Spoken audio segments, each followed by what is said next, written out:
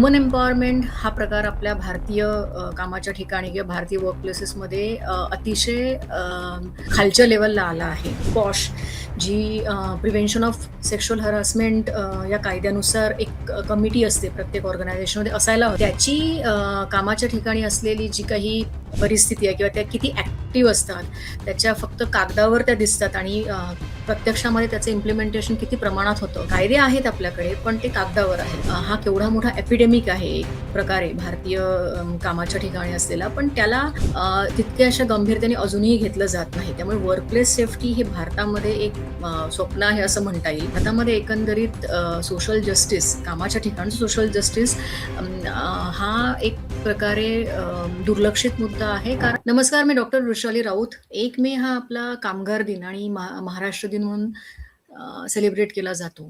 या कामगार दिनाचं वैशिष्ट्य असं आहे, की ILO म्हणजे इंटरनॅशनल लेबर ऑर्गनायझेशननी आपल्याला एक थीम दिली आहे आणि त्या थीमनुसार woman empowerment, workplace safety, climate change आणि प्रमोटिंग सोशल जस्टिस या 4 फॅक्टरवर कामाच्या ठिकाणी काम करणं आणि त्या गोष्टी इम्प्रूव्ह करणं अपेक्षित आहे. पण भारतातलं जर आपण चित्र बघितलं, तर सध्याची स्थिती काय आहे? या 4ही फॅक्टरवर आपल्याला काय आकडे सांगतात. तर वुमन एम्पॉवरमेंट हा प्रकार आपल्या भारतीय कामाच्या ठिकाणी किंवा भारतीय वर्कप्लेसेसमध्ये अतिशय खालच्या लेव्हलला आला आहे. मुख्यत्वे करून स्त्रियांचं कामाच्या ठिकाणी असणारं पार्टिसिपेशन किंवा फिमेल वर्कर्स ऑर्गनाइज सेक्टरमध्ये आणि अनऑर्गनाइज सेक्टरमध्ये हे अत्यंत कमी आहे. आणि ते कमी पण आहे. त्याची क्वालिटी जी म्हणता येईल म्हणजे लीडरशिप रोल्समध्ये आपल्याला लेडीज दिसत नाही, फारशा दिसत नाही. आपण जर डेव्हलप कंट्रीज बघितल्या म्हणजे स्वीडन, नॉर्वे जिथे बोर्डरूममध्ये लेडीजचं प्रमाण जवळपास 50% आहे. तिथे भारतामध्ये सी-सूट जे रोल्स म्हणतात, ज्याच्यामध्ये CEOज आहे किंवा एक्झिक्युटिव्ह लेव्हलचे जे पोस्ट आहेत, त्याच्यामध्ये लेडीजचं प्रमाण अत्यल्प आहे. अत्यल्प म्हणजे आपल्याला खरं तर त्याची लाज वाटण्या इतपत ते आकडे खराब आहेत. आणि आपल्याला हे आपल्या आजूबाजूला बघितल्यानंतर देखील लक्षात येतं, की भारतीय कामाच्या ठिकाणी महिलांना मिळणारी वागणूक, जी आता नुकतंच जे TCSचं प्रकरण होऊन गेलं, त्या प्रकरणात आपल्याला लक्षात आलं, की पॉश जी प्रिव्हेन्शन ऑफ सेक्शुअल हॅरासमेंट या कायद्यानुसार एक कमिटी असते प्रत्येक ऑर्गनायझेशनमध्ये असायला हवी. त्याची कामाच्या ठिकाणी असलेली जी काही परिस्थिती आहे किंवा त्या किती ॲक्टिव्ह असतात, त्याच्या फक्त कागदावर त्या दिसतात आणि प्रत्यक्षामध्ये त्याचं इम्प्लिमेंटेशन किती प्रमाणात होतं. कायदे आहेत आपल्याकडे, पण ते कागदावर आहेत आणि त्याचं इम्प्लिमेंटेशन, ती इम्प्लिमेंट करण्याची वृत्ती लीडरशिप ची कडून जे त्याच्याबद्दल इनिशिएटिव्ह यायला हवं ते होत नाही. त्यामुळे भारतीय कामाच्या ठिकाणी सध्या वुमन एम्पॉवरमेंट हा शब्द एक जोक बनून राहिला आहे असं म्हणता येईल. आणि सेक्शुअल हॅरासमेंट भारतामध्ये मोठ्या प्रमाणात होतं, फक्त ते रिपोर्ट होत नाही. म्हणजे जवळपास रिपोर्ट्स असे सांगतात, की 46% हे प्रमाण आहे सेक्शुअल हॅरासमेंट म्हणजे 50% काम करणाऱ्या स्त्रियांना लैंगिक छळवणुकीचा सामना करावा लागतो, पण त्यातल्या 3 ते 4%च स्त्रिया ते रिपोर्ट करतात. म्हणजे हे फक्त हिमनगाचं एक टोक आहे, टिप ऑफ द आइसबर्ग आणि खऱ्या ज्या गोष्टी आहेत त्या बहुतेक प्रमाणात बाहेरच येत नाही. आणि एकंदरीत वर्कप्लेस हॅरासमेंट हा जो प्रकार आहे म्हणजे कामाच्या ठिकाणी मिळणारी चुकीची वागणूक म्हणजे डिसरिस्पेक्टफुल वागणं, कामाच्या ठिकाणी टोमणे मिळणं, स्त्री आहे म्हणून तिला काही प्रकारची कामं न देणं, तिला कामाच्या ठिकाणी जो पगार किंवा जे काही मोबदला मिळतो त्याच्यामध्ये भेदभाव करणं.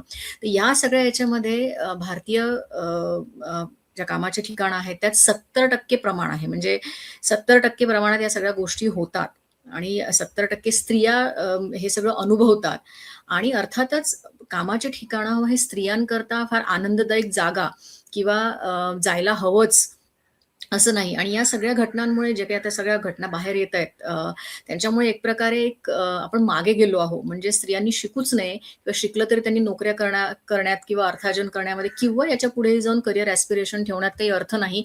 असं एकंदरीत चित्र भारतीय कामाच्या ठिकाणी सध्या दिसतंय आपल्याला.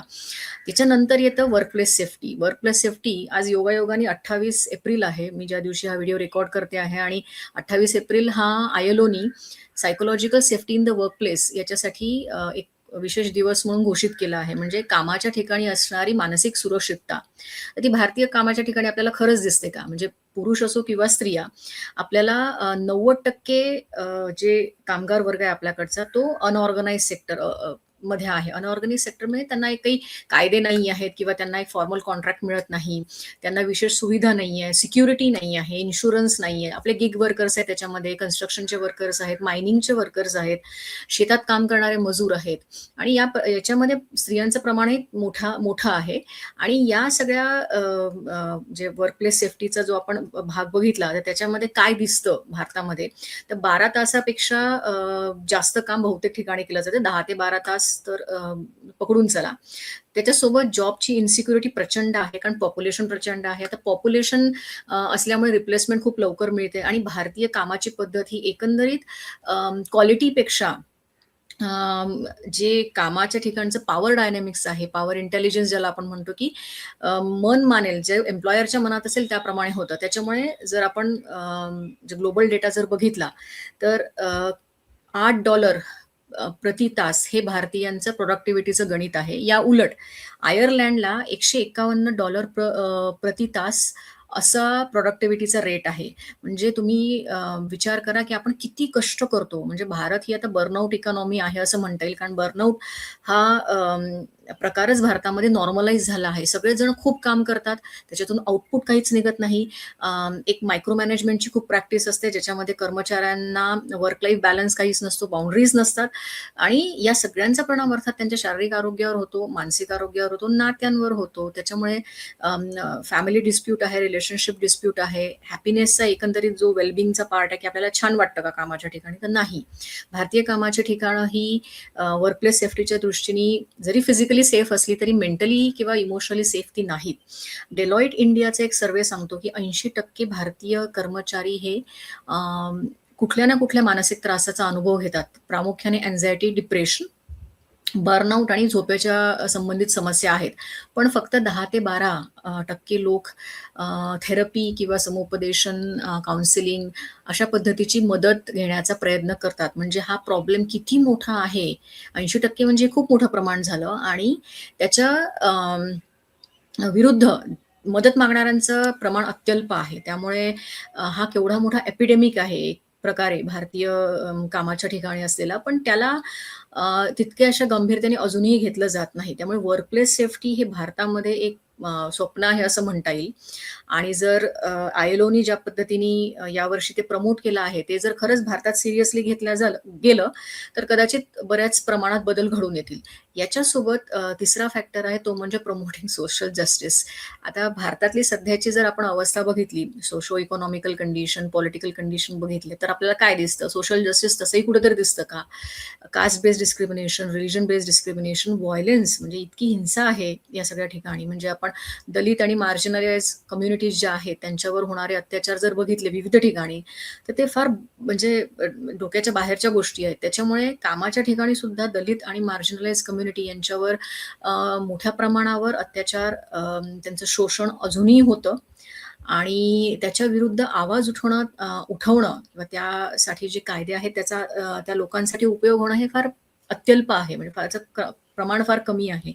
त्यामुळे भारतामध्ये एकंदरीत सोशल जस्टिस, कामाच्या ठिकाणचं सोशल जस्टिस हा एक प्रकारे दुर्लक्षित मुद्दा आहे. कारण मुळात कामाच्या ठिकाणी येताना कास्ट, रिलिजन, लँग्वेज, कम्युनिटी तुमची, शहरं आहेत तुमची, तर असे ग्रुप्स पडलेले असतात सगळ्या ठिकाणी.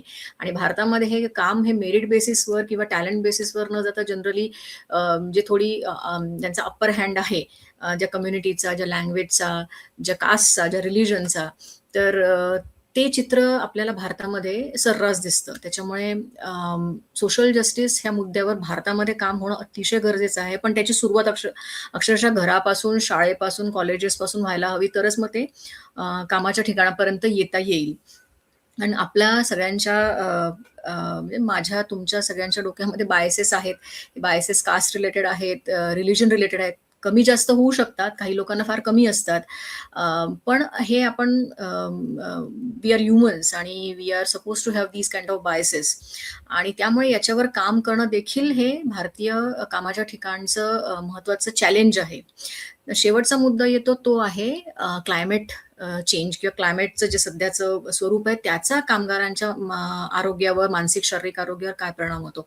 तर तुम्ही आता बघत असाल भारतातली 100 शहरं ही सगळ्यात जास्ती टेम्परेचर जगात सगळ्यात जास्त टेम्परेचर असणाऱ्या शहरांमध्ये आहेत. हीट वेव्ह आहे. म्हणजे पुण्यासारख्या शहराचं तापमान एप्रिलमध्ये 43-44 जातं आहे. तर तुम्ही इतर ठिकाणी विचार करू शकत असाल काय हालत असेल. आणि अशा अवस्थेमध्ये जे कामगार, कर्मचारी जे उन्हाच्या ठिकाणी काम करतात, जे मजूर आहेत, कन्स्ट्रक्शन मजूर आहेत, मायनिंगमधले लोकं आहेत किंवा काम रस्त्यावर काम करणारे जे गिग वर्कर्स आहेत, शेतातले मजूर आहेत, यांची परिस्थिती किती भयंकर असेल. तिथे आपल्याकडे तर टॉयलेटची सुद्धा सुविधा नसते. हायजीन अत्यंत पुअर असतं. या सगळ्या याच्यामध्ये आपल्याला खरंच त्यांना डिसेंट एक एन्व्हायर्नमेंट जे म्हणता येईल, जे सेफ आहे. फिजिकली तर सेफ आहेच, कारण आपल्याकडे फिजिकल सेफ्टीचा पण व्यवस्थित विचार केला जात नाही. म्हणजे पी किट्स नसतात, त्यांना इन्शुरन्स नसतो. म्हणजे ॲक्सिडेंट्सचं जे सेफ्टी मेजर्स असतात, ते आपल्याकडे फक्त फॉर्मॅलिटी म्हणून असतं, की ऑडिटच्या वेळेला आपल्याला ते करायचं आहे. एरवी कामगार आणि कर्मचारी देखील या बाबतीत प्रचंड उदासीन आहेत. म्हणजे मी वर्कप्लेस वेलनेसमध्ये जेव्हा काम करते, काउन्सिलिंग करते किंवा ट्रेनिंग घेते कॉर्पोरेटमध्ये जाऊन, तर व्हाईट कॉलर असो किंवा ब्लू कॉलर असो, दोन्ही पद्धतीने दोन्ही प्रकारचे कामगार हे आपल्या आरोग्याबाबत, एकंदरीत आरोग्याबाबत चांगल्या काम करण्याच्या पद्धतीबद्दल, एक पद्धत असते ना काम करायची, की तुम्ही एफिशियंटली काम करता की तुम्ही म्हणजे ढोर मेहनत करता, म्हणजे स्मार्ट वर्क करता की हार्ड वर्क करता. तर ह्या सगळ्या विषयांवर या लोकांची उदासीनता आहे आणि त्यांनी खूप असं म्हणजे नशीब म्हणून एक्सेप्ट केलं आहे, की मला तर हे रोग होणारच आहेत, मला त्रास होणारच आहेत, याच्यातून काही मार्ग नाहीये. खरं तर हे डिप्रेशनचं लक्षण आहे. अपॅथी एक एक इमोशन आहे इंग्लिशमध्ये. तिथे गेल्यावर माणूस पूर्णपणे डिस्कनेक्ट होतो, की त्याला आशा दिसत नाही आणि या परिस्थितीतून काही मार्ग निघेल असं त्याला वाटत नाही. तशीच काहीतरी परिस्थिती भारतीय कामगारांची आणि कर्मचाऱ्यांची सध्या आहे. त्यात स्त्रियांचं प्रमाण पण आहे.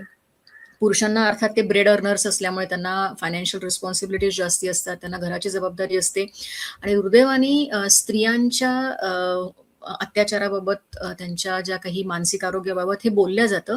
पण पुरुषांच्या बाबतीमध्ये पुरुष दुर्दैवी ठरतात आणि त्यांना पाहिजे तशी मदत मिळत नाही किंवा त्यांना तसं शिकवलं गेलं नाहीये, की मानसिक आरोग्याच्या बाबतीत देखील मदत मागायला हवी. तर हे जे 4 मुद्दे आहेत, woman empowerment, workplace safety, climate change आणि सोशल जस्टिस, तर हे आपल्या भारतीय कामाच्या ठिकाणी कशा पद्धतीने लागू पडतात आणि त्याचे आकडे तर भयंकर आहेत. म्हणजे हे 4ही गोष्टींवर आपलं भारतीय वर्कप्लेसेस काही चांगला स्कोर करत नाही. पण ह्याला जर आपल्याला बदलायचं असेल, तर हे काम आपल्याकडूनच व्हायला हवं. अर्थात लेबर लॉस ज्यात बदल हवाच आणि ताबडतोब बदल हवा. याच्यासोबत जर कर्मचारी आणि कामगारांनी देखील मनावर घेतलं, की आम्हाला ही चुकीची कामाची पद्धत नको आहे. आम्हाला वर्क लाईफ बॅलन्स हवा आहे आणि जर तुमच्याकडे म्हणजे तुमच्या कामाच्या ठिकाणी जर अशा सोयी उपलब्ध असतील, तर मी म्हणेन जरूर त्याचा फायदा घ्या.